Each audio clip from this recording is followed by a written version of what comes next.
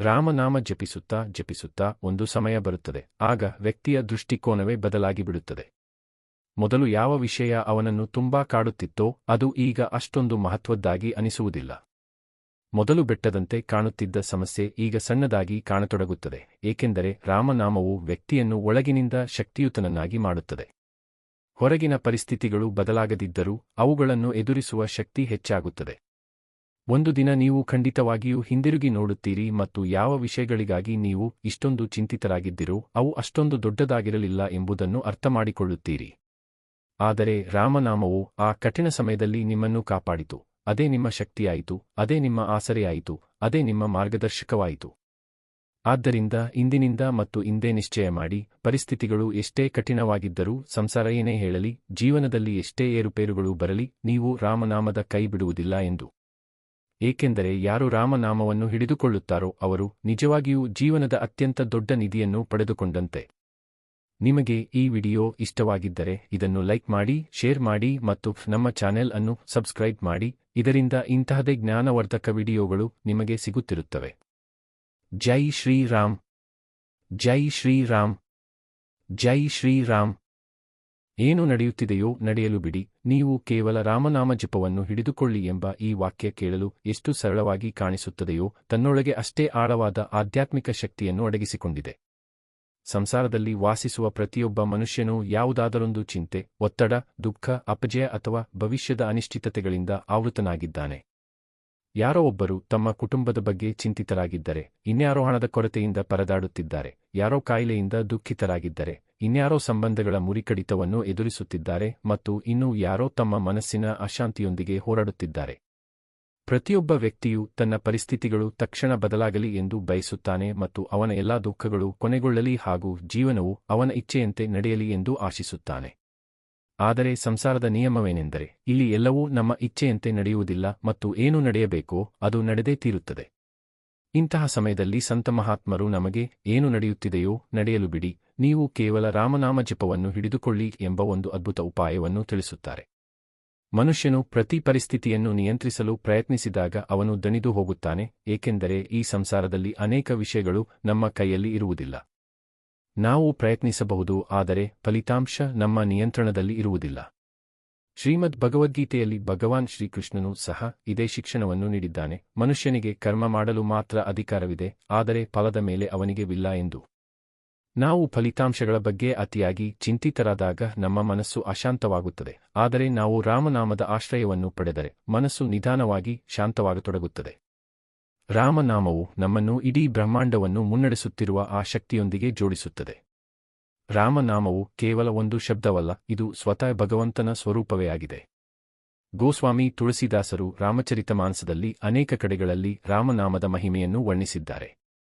ಕಲಿಯುಗದಲ್ಲಿ ಕೇವಲ ಭಗವಂತನ ನಾಮವೊಂದೇ ಜೀವಿಯ ನಿಜವಾದ ಆಸರೆಯಾಗಿದೆ ಎಂದು ಅವರು ಹೇಳಿದ್ದಾರೆ. ಸಂಸಾರದ ಎಲ್ಲಾ ಆಸೆಗಳು ಬೆನ್ನಿಟ್ಟಾಗಲೂ ರಾಮನಾಮವು ಕೈಬಿಡುವುದಿಲ್ಲ ಮತ್ತು ಯಾರೂ ನಮ್ಮ ಜೊತೆ ನಿಲ್ಲದಿದ್ದಾಗಲೂ ರಾಮನಾಮವು ನಮ್ಮ ಕೈ ಹಿಡಿದಿರುತ್ತದೆ. ಮನುಷ್ಯನಿಗೆ ಎಲ್ಲೂ ಶಾಂತಿ ಸಿಗದಿದ್ದಾಗ ರಾಮನಾಮವು ಅವನ ಹೃದಯದಲ್ಲಿ ಶಾಂತಿಯ ದೀಪವನ್ನು ಬೆಳಗಿಸುತ್ತದೆ. ಸಂಸಾರದ ಘಟನೆಗಳು ಸಮುದ್ರದ ಅಲೆಗಳಂತೆ ಇರುತ್ತವೆ. ಒಮ್ಮೆ ಸುಖ ಬರುತ್ತದೆ, ಒಮ್ಮೆ ದುಃಖ ಬರುತ್ತದೆ, ಒಮ್ಮೆ ಲಾಭವಾಗುತ್ತದೆ, ಒಮ್ಮೆ ನಷ್ಟವಾಗುತ್ತದೆ, ಒಮ್ಮೆ ಗೌರವ ಸಿಗುತ್ತದೆ, ಒಮ್ಮೆ ಅಪಮಾನವಾಗುತ್ತದೆ. ನಾವು ಪ್ರತಿ ಅಲೆಯಲ್ಲಿ ಕೊಚ್ಚಿ ಹೋದರೆ ಎಂದಿಗೂ ಸ್ಥಿರವಾಗಿರಲು ಸಾಧ್ಯವಿಲ್ಲ, ಆದರೆ ನಾವು ರಾಮನಾಮವನ್ನು ಗಟ್ಟಿಯಾಗಿ ಹಿಡಿದುಕೊಂಡರೆ ನಮ್ಮೊಳಗೆ ಎಂತಹ ಸ್ಥಿರತೆ ಉಂಟಾಗುತ್ತದೆ ಎಂದರೆ ಹೊರಗಿನ ಪರಿಸ್ಥಿತಿಗಳು ನಮ್ಮನ್ನು ಹೆಚ್ಚಾಗಿ ವಿಚಲಿತಗೊಳಿಸಲು ಸಾಧ್ಯವಾಗುವುದಿಲ್ಲ. ರಾಮನಾಮವು ನಮ್ಮ ಜೀವನದ ನಂಗೂರ ಆಗಿಬಿಡುತ್ತದೆ, ಅದು ನಮ್ಮನ್ನು ಬಿರುಗಾಳಿಗಳ ನಡುವೆಯೂ ಕಾಪಾಡುತ್ತದೆ. ಸಾಮಾನ್ಯವಾಗಿ ಜನರು ನಮ್ಮ ಸಮಯ ತುಂಬಾ ಕೆಟ್ಟದಾಗಿ ನಡೆಯುತ್ತಿದೆ, ಗ್ರಹ ನಕ್ಷತ್ರಗಳು ಸರಿಯಾಗಿಲ್ಲ, ವ್ಯಾಪಾರದಲ್ಲಿ ನಷ್ಟವಾಗುತ್ತಿದೆ, ಮನೆಯಲ್ಲಿ ಸಮಸ್ಯೆಗಳು ಹೆಚ್ಚಾಗುತ್ತಿವೆ ಮತ್ತು ಮನಸ್ಸಿನಲ್ಲಿ ನಕಾರಾತ್ಮಕ ಆಲೋಚನೆಗಳು ಬರುತ್ತಿವೆ ಎಂದು ಹೇಳುತ್ತಾರೆ. ಇಂತಹ ಸಮಯದಲ್ಲಿ ಸಂತರು ಹೇಳುವುದೇನೆಂದರೆ, ಸಮಯ ಎಷ್ಟೇ ಕೆಟ್ಟದಾಗಿದ್ದರೂ ಭಗವಂತನ ನಾಮ ಎಂದಿಗೂ ಕೆಡುವುದಿಲ್ಲ. ರಾಮನಾಮವು ಪ್ರತಿ ಪರಿಸ್ಥಿತಿಯಲ್ಲೂ ಮಂಗಳಕಾರಿಯಾಗಿದೆ. ಜೀವನದಲ್ಲಿ ಕತ್ತಲೆ ಇದ್ದರೆ ರಾಮನಾಮವು ಬೆಳಕಾಗಿದೆ, ಮನಸ್ಸಿನಲ್ಲಿ ಭಯವಿದ್ದರೆ ರಾಮನಾಮವು ಧೈರ್ಯವಾಗಿದೆ ಮತ್ತು ಹೃದಯದಲ್ಲಿ ದುಃಖವಿದ್ದರೆ ರಾಮನಾಮವು ಆನಂದವಾಗಿದೆ. ಸ್ವಾಮಿ ರಾಮಸುಖದಾಸ್ ಜಿ ಮಹಾರಾಜರು ಹೇಳುತ್ತಿದ್ದಂತೆ, ಭಗವಂತನ ನಾಮಸ್ಮರಣೆ ಮಾಡಲು ಯಾವುದೇ ಖರ್ಚು ತಗುಲುವುದಿಲ್ಲ, ಯಾವುದೇ ತೊಂದರೆ ಇಲ್ಲ ಮತ್ತು ಯಾವುದೇ ವಿಶೇಷ ಅರ್ಹತೆಯೂ ಬೇಕಾಗಿಲ್ಲ. ಇದಕ್ಕೆ ಕೇವಲ ಶ್ರದ್ಧೆ ಮತ್ತು ನಿಯಮಿತತೆ ಬೇಕು. ಮನಸ್ಸು ತೊಡಗಲಿ ಅಥವಾ ತೊಡಗದಿರಲಿ, ಪರಿಸ್ಥಿತಿಗಳು ಚೆನ್ನಾಗಿರಲಿ ಅಥವಾ ಕೆಟ್ಟದಾಗಿರಲಿ, ವ್ಯಕ್ತಿಯು ರಾಮನಾಮ ಜಪವನ್ನು ಮಾಡುತ್ತಲೇ ಇರಬೇಕು. ನಿಧಾನವಾಗಿ ನಾಮದ ಶಕ್ತಿಯು ಅವನ ಜೀವನದಲ್ಲಿ ಕೆಲಸ ಮಾಡಲು ಪ್ರಾರಂಭಿಸುತ್ತದೆ. ಸೂರ್ಯ ಮೂಡಿದಾಗ ಕತ್ತಲೆಯು ತಾನಾಗಿಯೇ ಹೇಗೆ ಕೊನೆಗೊಳ್ಳುತ್ತದೆಯೋ ಹಾಗೆಯೇ ರಾಮನಾಮದ ಪ್ರಭಾವದಿಂದ ಮನಸ್ಸಿನ ವಿಕಾರಗಳು ಮತ್ತು ದುಃಖಗಳು ನಿಧಾನವಾಗಿ ಮಾಯವಾಗತೊಡಗುತ್ತವೆ. ಬಹಳಷ್ಟು ಜನರು ಕೇವಲ ಸಂಕಷ್ಟದ ಸಮಯದಲ್ಲಿ ಮಾತ್ರ ಭಗವಂತನನ್ನು ನೆನಪಿಸಿಕೊಳ್ಳುವ ತಪ್ಪು ಮಾಡುತ್ತಾರೆ. ಅವರು ಸಮಸ್ಯೆ ಬಂದಾಗ ಜಪ ಮಾಡುತ್ತಾರೆ ಮತ್ತು ಸಮಸ್ಯೆ ವಾದಾಗ ಭಗವಂತನನ್ನು ಮರೆತುಬಿಡುತ್ತಾರೆ. ಆದರೆ ನಿಜವಾದ ಭಕ್ತನು ಹಾಗೆ ಮಾಡುವುದಿಲ್ಲ. ಅವನು ಸುಖದಲ್ಲೂ ರಾಮನಾಮವನ್ನು ಜಪಿಸುತ್ತಾನೆ ಮತ್ತು ದುಃಖದಲ್ಲೂ ರಾಮನಾಮವನ್ನು ಜಪಿಸುತ್ತಾನೆ. ಅವನಿಗೆ ರಾಮನಾಮವು ಕೇವಲ ಒಂದು ಸಾಧನವಲ್ಲ, ಬದಲಿಗೆ ಜೀವನದ ಆಧಾರವೇ ಆಗಿಬಿಡುತ್ತದೆ. ಯಾವಾಗ ನಾಮವು ಜೀವನದ ಆಧಾರವಾಗುತ್ತದೆಯೋ ಆಗ ವ್ಯಕ್ತಿಯ ಒಳಗೆ ಅದ್ಭುತ ಬದಲಾವಣೆಗಳು ಆರಂಭವಾಗುತ್ತವೆ. ರಾಮನಾಮದ ಅತ್ಯಂತ ದೊಡ್ಡ ಲಾಭವೇನೆಂದರೆ ಇದು ಮನಸ್ಸನ್ನು ಭಗವಂತನ ಕಡೆಗೆ ತಿರುಗಿಸುತ್ತದೆ. ಸಂಸಾರದ ವಸ್ತುಗಳು ಎಂದಿಗೂ ಶಾಶ್ವತ ಸುಖವನ್ನು ನೀಡಲಾರವು. ಹಣ, ಹುದ್ದೆ, ಪ್ರತಿಷ್ಠೆ, ಕುಟುಂಬ ಇವೆಲ್ಲವೂ ಅಗತ್ಯವೇ, ಆದರೆ ಇವುಗಳಲ್ಲಿ ಶಾಶ್ವತ ಶಾಂತಿ ಇಲ್ಲ. ಶಾಶ್ವತ ಶಾಂತಿ ಕೇವಲ ಭಗವಂತನಲ್ಲಿದೆ ಮತ್ತು ರಾಮನಾಮವು ಆ ಭಗವಂತನನ್ನು ತಲುಪಲು ಅತ್ಯಂತ ಸರಳವಾದ ಮಾರ್ಗವಾಗಿದೆ. ವ್ಯಕ್ತಿಯು ಪದೇ ಪದೇ ರಾಮನಾಮವನ್ನು ಸ್ಮರಿಸಿದಾಗ ಅವನ ಮನಸ್ಸು ಸಂಸಾರದಿಂದ ದೂರ ಸರಿದು ಭಗವಂತನ ಕಡೆಗೆ ಆಕರ್ಷಿತವಾಗತೊಡಗುತ್ತದೆ. ಹಲವು ಬಾರಿ ನಮ್ಮ ಜೀವನದಲ್ಲಿ ಸಮಸ್ಯೆಗಳು ತುಂಬಾ ಹೆಚ್ಚಾಗಿವೆ ಎಂದು ನಮಗೆ ಅನಿಸುತ್ತದೆ ಮತ್ತು ಈಗ ಮುಂದೆ ಏನಾಗಬಹುದು, ಭವಿಷ್ಯ ಹೇಗಿರುತ್ತದೆ, ನಮ್ಮ ಕೆಲಸ ಆಗುತ್ತದೋ ಇಲ್ಲವೋ, ನಮ್ಮ ಕಾಯಿಲೆ ವಾಸಿಯಾಗುತ್ತದೋ ಇಲ್ಲವೋ, ನಮ್ಮ ಇಚ್ಛೆ ಪೂರೈಸುತ್ತದೋ ಇಲ್ಲವೋ ಎಂದು ನಾವು ಯೋಚಿಸುತ್ತೇವೆ. ಇಂತಹ ಸಮಯದಲ್ಲಿ ಮನಸ್ಸಿಗೆ ಏನು ನಡೆಯುತ್ತಿದೆಯೋ ನಡೆಯಲು ಬಿಡಿ, ನೀವು ಕೇವಲ ರಾಮನಾಮ ಜಪವನ್ನು ಹಿಡಿದುಕೊಳ್ಳಿ ಎಂಬ ಒಂದೇ ಮಾತನ್ನು ಮನವರಿಕೆ ಮಾಡಿಕೊಡಬೇಕು. ಏಕೆಂದರೆ ಚಿಂತೆ ಮಾಡುವುದರಿಂದ ಸಮಸ್ಯೆ ಬಗೆಹರಿಯುವುದಿಲ್ಲ, ಆದರೆ ರಾಮನಾಮ ಸ್ಮರಣೆಯಿಂದ ಮನಸ್ಸಿಗೆ ಶಕ್ತಿ ಸಿಗುತ್ತದೆ ಮತ್ತು ಭಗವಂತನ ಕೃಪೆ ಪ್ರಾಪ್ತಿಯಾಗುತ್ತದೆ. ಭಗವಂತನ ನಾಮದ ಆಶ್ರಯ ಪಡೆದವರು ಎಂದಿಗೂ ನಿರಾಶರಾಗಿಲ್ಲ ಎಂಬುದಕ್ಕೆ ಇತಿಹಾಸವೇ ಸಾಕ್ಷಿಯಾಗಿದೆ. ಪ್ರಹ್ಲಾದನು ಭಗವಂತನ ನಾಮವನ್ನು ಹಿಡಿದುಕೊಂಡಾಗ ಭಗವಂತನು ಸ್ವತಃ ಅವನ ರಕ್ಷಣೆಗಾಗಿ ಪ್ರಕಟನಾದನು. ಧ್ರುವನು ಭಗವಂತನನ್ನು ಸ್ಮರಿಸಿದಾಗ ಅವನಿಗೆ ಅಚಲವಾದ ಪದವಿ ಲಭಿಸಿತು. ಅಜಾಮಿಳನು ಕೊನೆಯ ಕ್ಷಣದಲ್ಲಿ ಭಗವಂತನ ನಾಮವನ್ನು ಉಚ್ಚರಿಸಿದಾಗ ಅವನ ಉದ್ಧಾರವಾಯಿತು.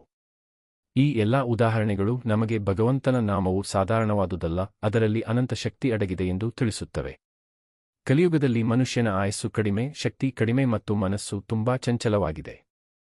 ದೊಡ್ಡ ದೊಡ್ಡ ತಪಸ್ಸುಗಳು, ಯಜ್ಞಗಳು ಮತ್ತು ಕಠಿಣ ಸಾಧನೆಗಳು ಎಲ್ಲರಿಗೂ ಸಾಧ್ಯವಿಲ್ಲ. ಆದ್ದರಿಂದ ಸಂತರು ನಾಮಜಪವನ್ನು ಅತ್ಯಂತ ಸರಳ ಮತ್ತು ಶ್ರೇಷ್ಠ ಸಾಧನವೆಂದು ಹೇಳಿದ್ದಾರೆ.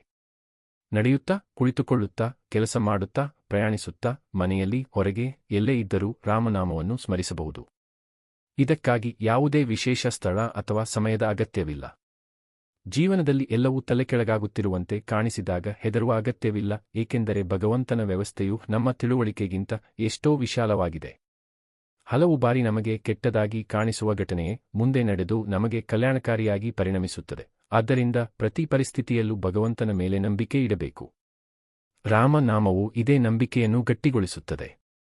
ಭಗವಂತನು ಏನೇ ಮಾಡುತ್ತಿದ್ದರೂ ಅದರಲ್ಲೂ ನಮ್ಮ ಹಿತವೇ ಅಡಗಿದೆ ಎಂಬುದನ್ನು ಇದು ನಮಗೆ ಕಲಿಸುತ್ತದೆ.